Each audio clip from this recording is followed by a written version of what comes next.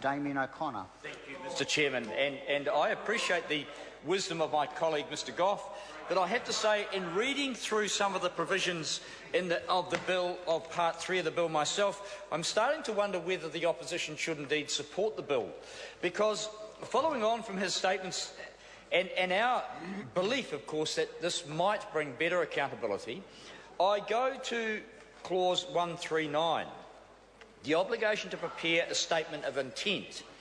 And this goes right to the heart of what government's trying to do here, and that is privatise every single thing it can get its hands on. And it's good to see the Minister for Private Prisons and Prison Rights in the chair there, and I'm sure that she can get up and answer this question.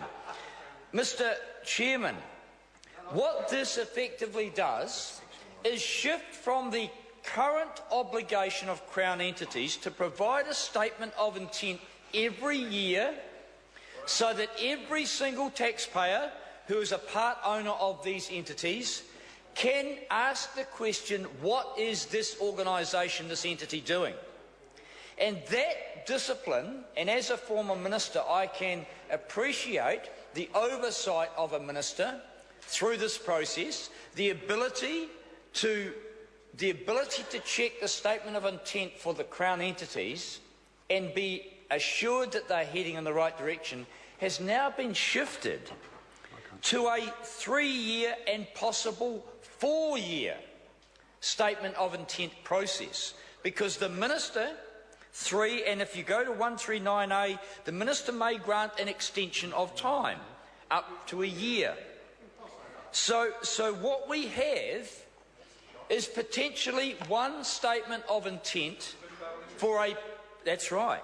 Or indeed the question is, does the National Government have an intent to shift to a 4-year parliamentary term? Now that's maybe something the Minister can come back, because if we're shifting from an annual statement of intent to a 3-yearly with the possibility of a 4-yearly, then indeed is that what the government is intending to do? Firstly, reduce the accountability for agencies that they intend to part privatise, so the obligation to have a yearly statement of intent might be a little onerous for some of the wealthy shareholders who come in to buy these entities.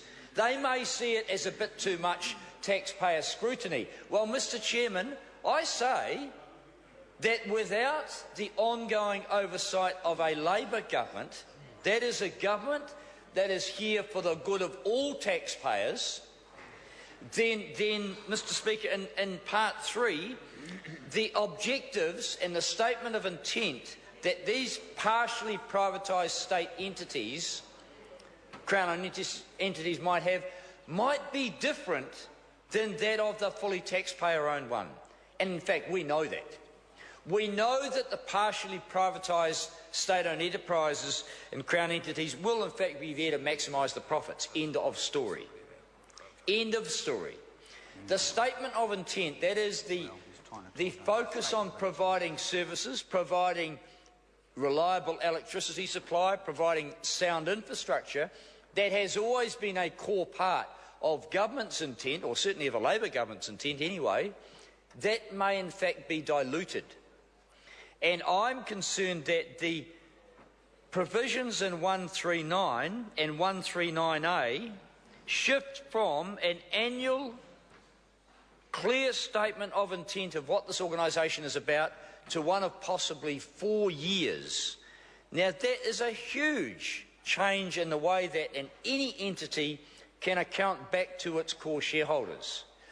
And in I guess a modern dynamic economy which we have, where we have markets that change in milliseconds, trading that occurs at the push of a button, then I would have thought that we should move to a more direct accountable system, and one of maybe an annual basis, as has been the case.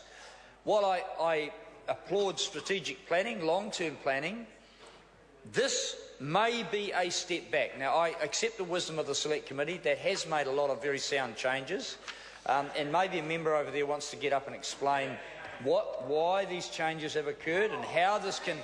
and I welcome that opportunity from Mr Hayes, because, as I say, the opposition is supporting the general intent of this bill. on the basis that it does provide, Mr. Chairman. The Honourable Damien O'Connor. Thank you. On the basis that it does provide a better accountability regime.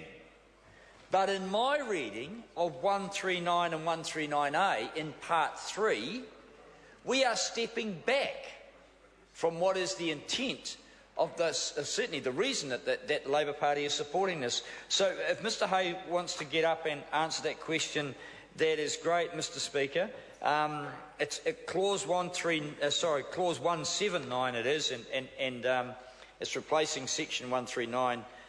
So the other issue in here, which shouldn't be overlooked, it's 139(2)(b). No member of the Crown entity group other than the parent Crown entity needs to prepare a statement of intent. Now, this may seem like an innocuous little clause here that doesn't mean a hell of a lot.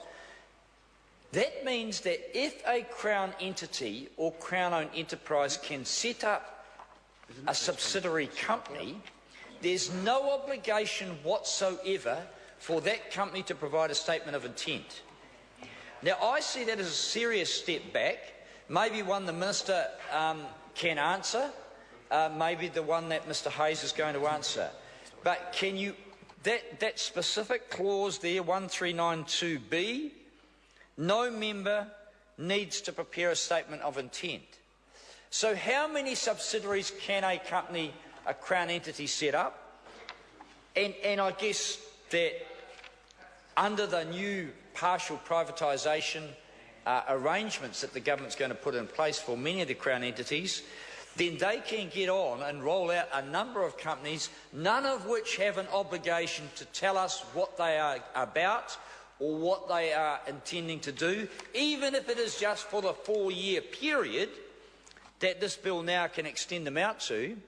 There's no obligation for that subsidiary to provide a statement of intent. What shareholder would buy into a company or be part of a company that doesn't have to tell them what to do?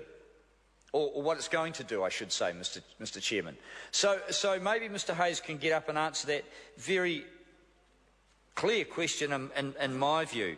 And I think I'll leave it at that, Mr Chairman. I come back to the point that Labor is supporting this on the basis that we believed we were getting better accountability regimes, but my reading of clause 179, Mr Speaker, says that under 139 there, that's the replacement of clause of section 139, so I should clarify that, sorry if I got a little.